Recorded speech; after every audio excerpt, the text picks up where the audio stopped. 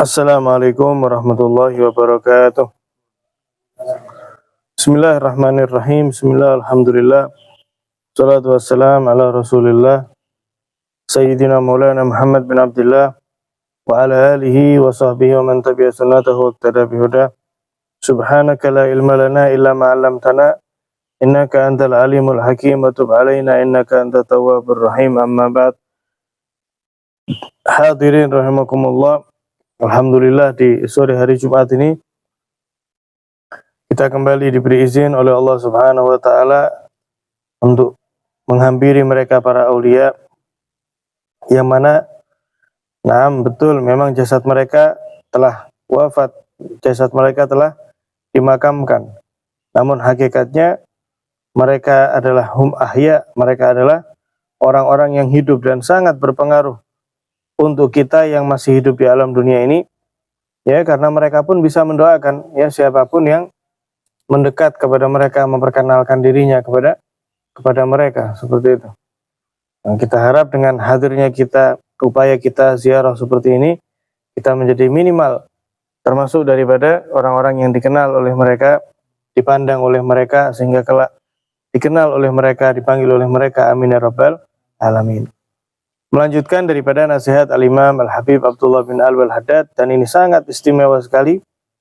Ya, qala radhiyallahu ta'ala anhu, setelah kemarin kita mengkaji seputar hati, nggih, bagaimana hati itu bersinar atau petang dedet, bagaimana hati itu makmur atau sunyi senyap, rusak, naudzubillah min dzalik. Dan kemudian juga tentang bagaimana kalau naudzubillah kemasukan bisikan-bisikan was-was. Nah, cara apa, pembagiannya apa, kemudian obatnya apa, kemarin sudah kita bahas. Kemudian beliau bernasihat, wa usika, dan saya berwasiat untukmu, bihifdzil lisan, untuk menjaga lisan. Fa innahu alladhi yatawaqqaf ala istiqamatil qalb.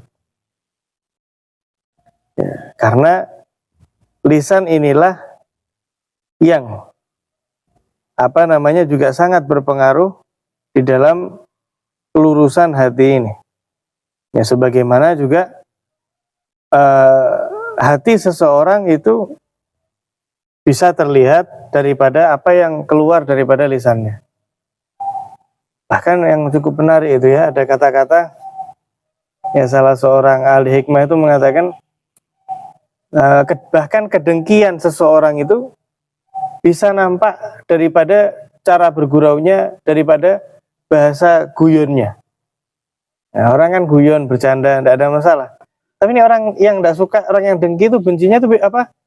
Guyonnya itu berbeda. Nanti subhanallah, ya, keperucut kata-kata yang dia berupaya dengannya itu bercanda, padahal itulah isi hatinya dengan ingin menjelekkan sosok tersebut. Tapi apa?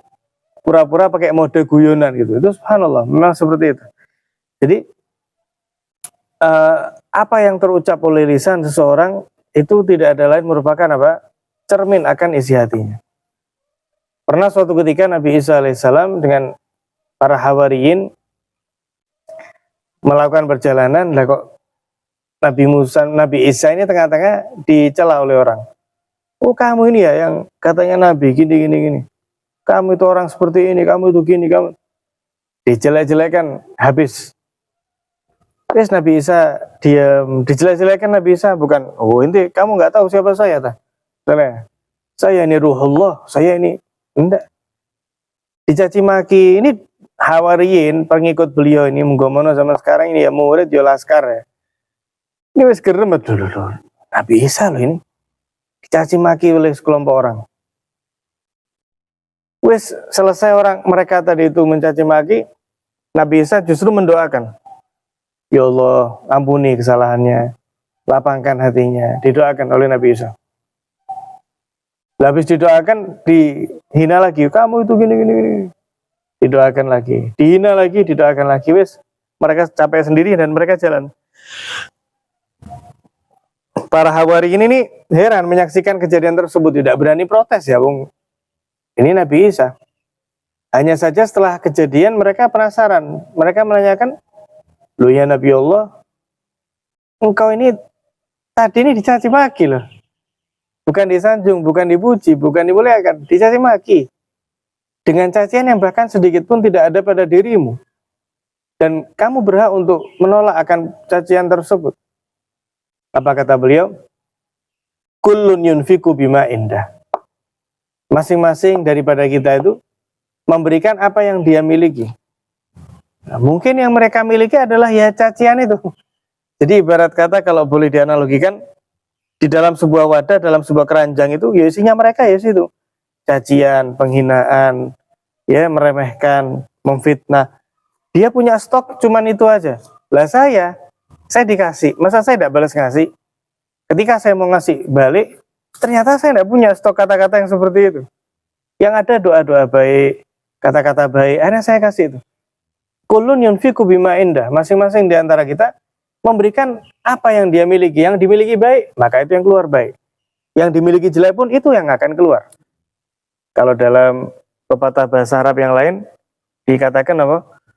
Kullu ina'in bima fihi yantahu. Setiap wadah itu akan menuangkan apa yang ada dalam isi wadah tersebut. Akan menuangkan isinya. Isinya air jernih, ketika dituangkan ya air jernih. Isinya susu, kopi, dituangkan ya itu yang madu ya itu. Tapi naudzubillah isinya ngapunten sesuatu yang najis. Isinya air kencing ya, ketika dituangkan ya air kencing itu yang keluar. Karena itu isinya. Nah, sehingga apa yang terucap daripada lisan itu merupakan cerminan daripada hati. Sebagaimana perkataan yang baik pun, yaitu dalam mengaji, dalam berzikir, itu juga sangat berbanding lurus akan kebaikan daripada hati kita. Kebaikan daripada hati kita itu juga sangat berpengaruh dengan zikir yang kita baca, Al-Quran yang kita baca, yang kita dengar dengan telinga kita, yang kita baca dengan lisan kita. Ini akan menjernihkan, bahkan menyinari daripada hati kita. Wa huwa kama qala ba'dul hukama, sebagian ahli hikmah menyatakan, alisan sabu in habastahu harosak. Lisan ini kayak hewan hewan buas. Kalau kamu kamu bisa mengendalikannya, kamu bisa dikasih tali. Ya kamu kasih tali, kamu kasih kurungan kalau tidak perlu. Harosak, dia akan menjaga kamu. Kalau kamu bisa mengendalikan dia, kamu tahan dia, maka lisan itu akan menjaga kamu. Sebagaimana hewan buas kalau ditahan, justru menjaga pemiliknya. Wa in arsaltahu iftarosak. Tapi kalau kamu lepas lisan tadi itu, sebagaimana kamu melepas hewan buas tadi itu iftarosak, maka dia akan menyerang kamu. Kalau dalam bahasa kita mulutmu harimaumu, kan gitu nggih. Orang itu banyak yang menjadi rugi gara-gara ya lisannya sendiri. Bukan orang lain, dia merugi bukan sebab orang lain, tapi karena sebab lisannya sendiri tadi. Nauzubillah min dzalik. Jadi sangat penting untuk dijaga, dan ini salah satu sunnahnya Nabi sallallahu alaihi wasallam di akhir zaman ini yang sebetulnya sudah jarang diamalkan, yaitu husnus somti, diam dengan baik. Karena Nabi SAW bersabda man kana yu'minu billahi wal yawmil akhir falyakul khairan aw liyasmut. Hanya satu di antara dua. Barang siapa yang beriman kepada Allah, beriman kepada hari akhir, pilihannya satu di antara dua, ada tiganya. Apa itu? Falyakul khairan, berkata dengan perkataan yang baik. Atau pilihan yang kedua aw liyasmut, diam. Jadi kalau bisa mungkin ngaji, mungkin zikir, atau mungkin menyampaikan ilmu, atau mungkin berbicara dengan teman, ngobrol asyik, enak, dengan keluarga, dengan istri, dengan anak, dengan pembicaraan yang enak, maka ucapkan. Tapi kalau yang mau keluarnya bukan ucapan yang enak, pilihan kedua kata Nabi, faliyasmut, diam. Jadi karakter orang yang beriman itu mulut ini hanya dua saja, kalau tidak ngomong yang baik, diam. Karena lisan ini ngeri sekali. Katanya Nabi SAW ada kalanya dalam sebuah hadis, Nabi mengatakan ada kalanya seorang itu berucap sebuah kalimat yang mana dia merasa kalimat ini kalimat yang remeh sekali. Misal, ya kalimat mungkin naudzubillah dia tidak menyadari itu kalimat menghina Allah atau menghina Nabi, ya, atau menyakiti hati seseorang atau berdusta atau ngerasani seseorang, yang mana dia ada kalanya merasa itu berat, enteng sekali. Tapi ternyata dengan satu kalimat itu saja, kata Nabi dalam sebuah hadis, itu dia bisa dimasukkan ke dalam oleh Allah Ta'ala ke dalam neraka, yang untuk perjalanan masuk ke dalam neraka itu saja membutuhkan waktu sab'ina khalifah, 70 tahun. Ini proses masuk nerakanya itu 70 tahun. Proses masuknya loh, neraka itu kan semakin dalam semakin ngeri ya. Ini jatuh ke bawah, bukan 1 jam 2 jam, bukan sehari 2 hari, 70 tahun. Kita bisa bayangin ya, kita bisa bayangin. Usia kita ini masing-masing berapa dan ini 70 tahun. Ini proses masuknya loh ya, bukan di dalamnya berapa lama buatan. Proses masuknya saja nih. Gara-gara apa? Ucapan tadi itu yang diucapkan dan ternyata menyebabkan murkanya Allah. Dan ada lagi cerita itu ya, yang saya nggak bosan-bosan karena ini ngeri sekali. Apalagi di zaman sekarang itu. Mungkin kalau panjenengan masih ingat ceritanya Abu Bakar bin Abdullah bin Thalib al-Attas. Ya, ketika beliau ini seorang wali besar. Ketika lewat sebuah makam, mereka wali ini bisa mendengar apa yang tidak bisa didengar oleh manusia pada umumnya. Kuntu sam'ahu ladzi yasma'u bih. Bukan khurafat ini ya. Jadi emang apa? Kelebihan Allah Ta'ala kasih. Sebagaimana dalam hadis qudsi tadi itu. Beliau mendengar azab luar biasa. Kemudian didoakan oleh Abu Bakar sehingga mereda. Kemudian beliau tadi itu apa? Ditanyakan apa sebabnya kok kamu ini kok sampai dihantam mimpi malaikat sampai seperti ini kenapa? Orang tersebut menjawab, ya Habib, dulu saya ini pernah memfitnah orang dengan mulutnya itu. Memfitnah orang dengan apa yang tidak ada pada orang tersebut. Itu difitnah ya. Terus ditanya, loh, lah memang kamu tidak sempat minta maaf sebelum mati? Sudah, saya tobat, saya kapok, dan saya sudah minta maaf sama orang yang bersangkutan. Loh, dijawab oleh beliau, loh, nah kalau kamu sudah minta maaf, kenapa kau tetap diazab? Dijawab oleh orang tersebut, karena ternyata fitnah yang saya sampaikan ke orang-orang itu sudah terlanjur tersebar, dan semakin tersebarnya fitnah tersebut, maka semakin keras azab saya di alam kubur nih. Naudzubillah min dzalik. Merinding saya. Ini alam kubur ya, belum di neraka. Alam kuburnya sudah seperti itu. Hati-hati. Kalau di zaman sekarang ini bukan hanya lisan, gitu. Namun apa? Ketikan-ketikan tulisan tangan. Saya ini jujur takut sekali. Loh, jangankan tulisan tangan loh, nggih. Sekedar misalnya ngirim ya like, nge-share. Apa namanya ini loh? Ngirim stiker. Duh, stiker tapi mukanya orang. Loh, itu ada di dalam Bahsul Masail loh. Sudah dibahas dalam Bahsul Masail. Itu kalau orang yang bersangkutan dari itu, hukumnya haram. Hukumnya haram. Misalnya, dan itu bahaya. Misalnya kita ngirim ke grup atau apa gitu ya, mungkin kita lucu-lucuan ya. Itu haram itu. Dan kita misalnya ngirim ke grup ya. Dan nanti yang ada di grup itu pakai stiker itu ke grup yang lain, ke grup. Selama stiker itu berlanjut dan kita yang bikin stiker itu, dosa akan terus seperti bola salju, semakin gelinding semakin besar. Alhamdulillah. Dan ini sudah dimasuk grup, itu bukan milik kita, sudah milik publik. Siapapun bisa pakai stiker itu. Kan kadang guyon-guyonan, ya tidak apa-apa guyon, kita guyon. Tapi ini bukan guyonan. Misalnya pakai stikernya orang apa, kasih tulisan apa, guyon-guyon gitu. Itu kalau orangnya ada, itu hukumnya haram tuh di Bahsul Masail. Haram. Itu nek dikirim. Ya, kita bisa mengendalikan sejauh mana? Tidak bisa. Nah, ini seperti cerita di siapa? Habib Abu Bakar tadi itu. Beliau sudah meminta maaf kepada yang bersangkutan. Tapi terus itu berjalan, maka azabnya ada berhenti. Naudzubillah. Termasuk like. Like itu bukan sekedar kelunding gitu, tuh enggak lah ya. Kita nge-like sesuatu yang enggak diridhoi oleh Allah, maka kita masuk dalam kategori hadis Nabi, man kasara sawada qaumin fa minhum au kama qala. Barang siapa yang memperbanyak komunitas sebuah kelompok, ya kalau kita nge-like ini kan berarti apa? Kita setuju, kita mendukung. fahuwa minhum, dari Kanjeng Nabi. Maka dia termasuk golongan itu. Sekalipun dia tidak melakukan, misalnya ada konser atau apa gitu nggih. Kita nge-like saja. Terus kita ini berarti ikut serta. Saya tidak hadir. Nabi SAW menyatakan apa? Barang siapa yang memperbanyak komunitas, ya, maka dia termasuk dalam komunitas tersebut. Nauzubillah min dzalik. Ini bukan nakut-nakuti atau enggak, ini realita. Supaya kita kita menjaga lisan kita menjaga tangan kita dari ketikan-ketikan yang tidak penting. Yang tidak penting. Apalagi tulisan. Sebetulnya tulisan ini hadirin lebih ngeri. Dalam sebuah syair itu disampaikan apa? Wa ma min katibin illa sayafna wa yabqa dahru ma katabat yadah. Tidak ada satupun dari penulis kecuali bakal meninggal.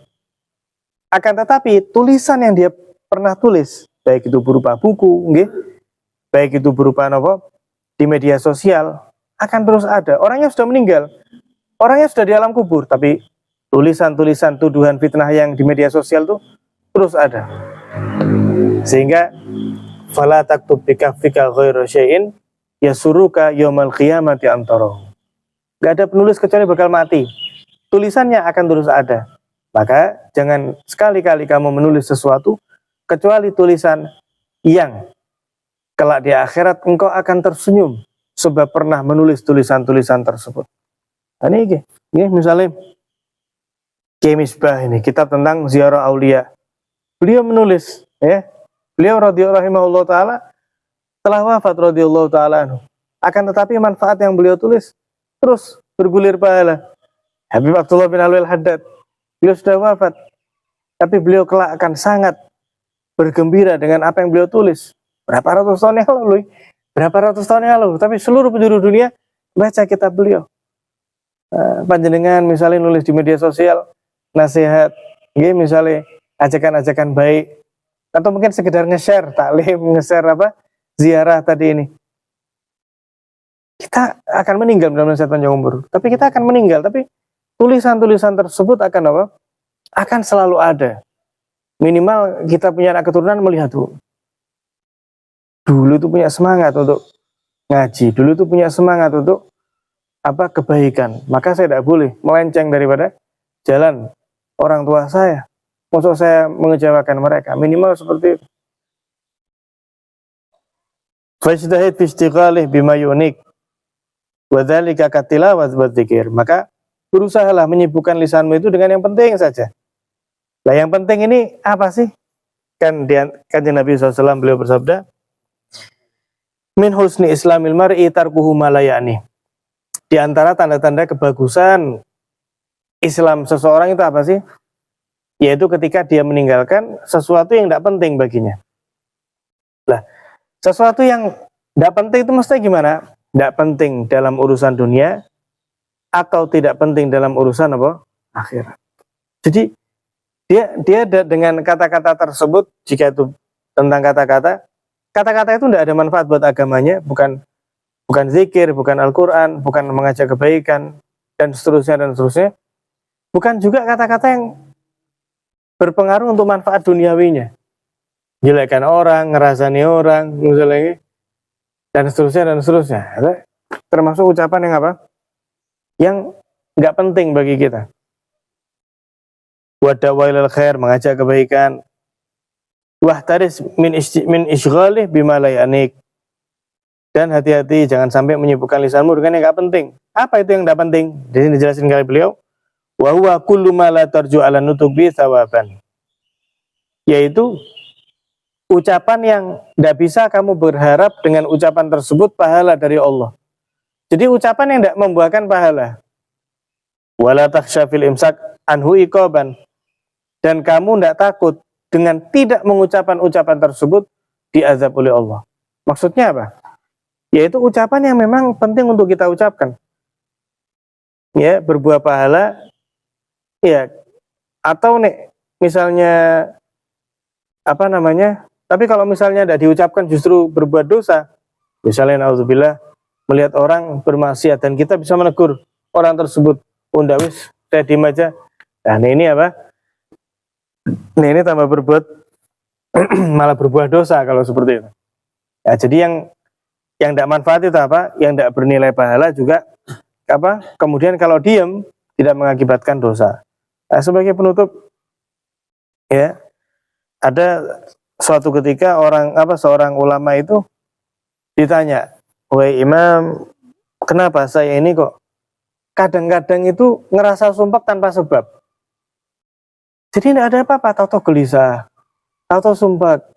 Ini dicari, tidak ada. Ya moro-moro moodnya itu, kalau bahasa sekarang apa? Mood swing. Jadi moodnya itu gampang berubah-ubah. Tahu-tahu kayak gelisah, tahu-tahu kayak sumpek, tahu-tahu hati tidak enak." Maka dijawab oleh beliau, itu tidak ada lain li'annaka takallamta bima la ya'nik. Karena kamu pada hari tersebut telah berucap perkataan yang sebetulnya nggak penting untuk kamu ucapkan, tapi kamu ucapkan. Itu yang menyebabkan kamu menjadi gelisah, menjadi sumpek, menjadi tidak enak harinya, ya, gara-gara apa? Mengucap daripada ucapan-ucapan yang nggak penting, apalagi jelek. Naudzubillah min dzalik. Masih pembahasan ini, tapi insya Allah kita akan bahas di pertemuan yang akan datang. Mudah-mudahan kita dibantu oleh Allah Ta'ala untuk bisa menjaga lisan kita. Amin ya rabbal alamin. Wallahu ta'ala alam bisawab.